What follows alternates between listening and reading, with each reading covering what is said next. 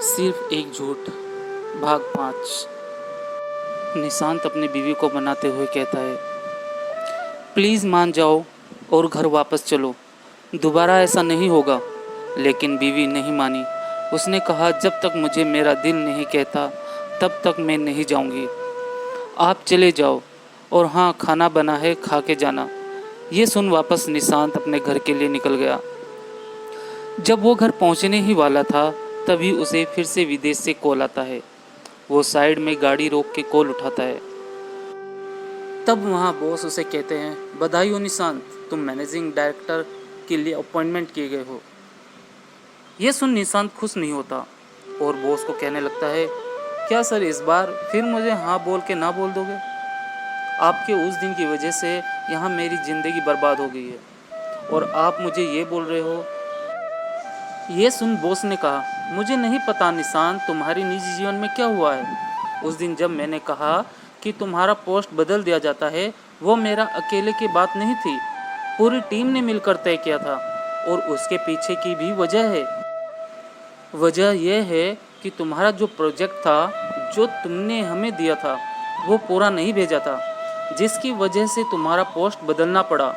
मैं तुम्हें आगे बता ही रहा था कि तुमने उस वक्त कॉल कट कर दिया।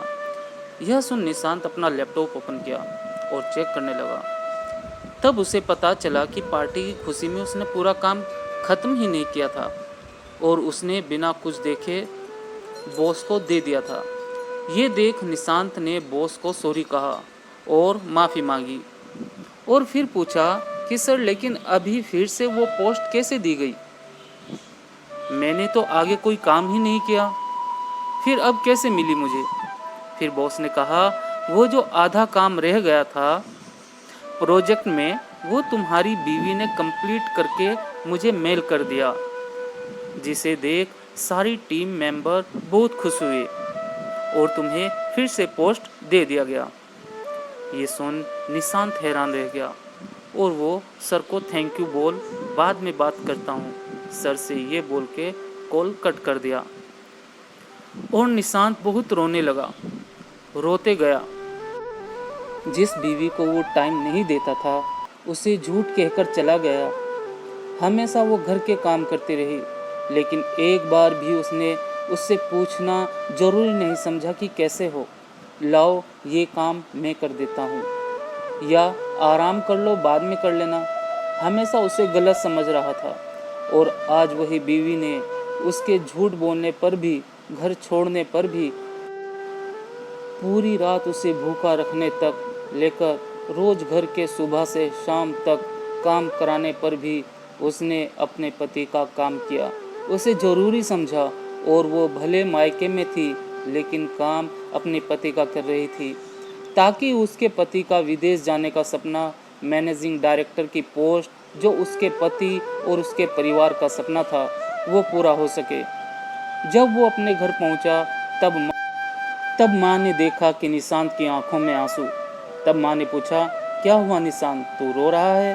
निशांत ने कहा, माँ, मैं बहुत बुरा हूँ, इतना बुरा कि मैं किसी से नज़र भी नहीं मिला सकता, खासकर अपनी बीवी से। ये सुन माँ ने बोला, बेटा, हम औरतें भले ही कुछ भी ना कहती हों और ना जताती हों, इसका मतलब ये नहीं कि हम इंसान नहीं, हमारे में कोई दिल नहीं, हमें जीने का हक नहीं, हमें अपने पूरे सपने करने का हक नहीं।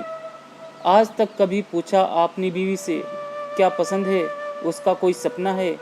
उसकी कोई ख्वाहिश है जो अधूरी है? एक बार भी बेटा तूने अपनी माँ से कहा, माँ तुम आज रहने दो, मैं काम कर देता हूँ?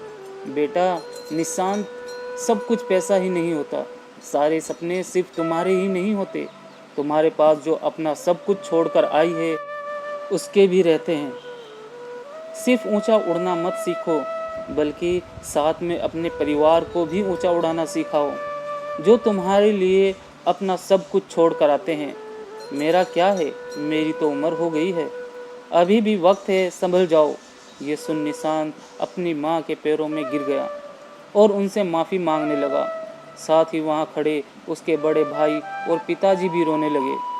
तभी माँ ने निशांत को कहा, उठ जा बेटा, उठ जा, जा और मेरी बहू को कुछ भी कह के ले आ, बहुत याद आ रही है उसकी। ये सुन निशांत रोते रोते अपने ससुराल पहुंचा और अपने बीवी के सामने गिर गया। तभी बीवी, देख क्या हुआ निशांत, आप रो क्यों रहे हो, सब ठीक है ना, तुम्हें कुछ हुआ तो नहीं, कुछ बोलो निशांत, मुझे डर लग रहा है। दोस्तों, आपको मेरी कहानी कैसी लग रही है कमेंट में ज़रूर बताना। और हाँ, चैनल को सब्सक्राइब नहीं किया है तो सब्सक्राइब ज़रूर कर दें। धन्यवाद।